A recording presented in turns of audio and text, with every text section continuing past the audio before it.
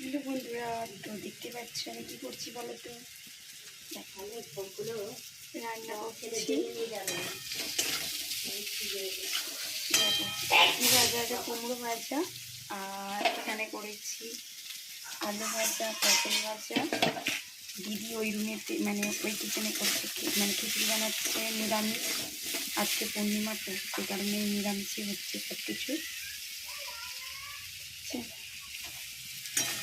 যে ভোগ হয়েছে দিদিদের বাড়িতে, তো আমরা খেয়ে দিয়ে বাড়ি চলে যাবো, থাকবো না।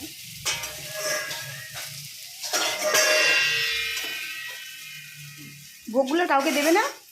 তোমার ছেলের জন্য নিয়ে চলে যাবে। ঠিক আছে।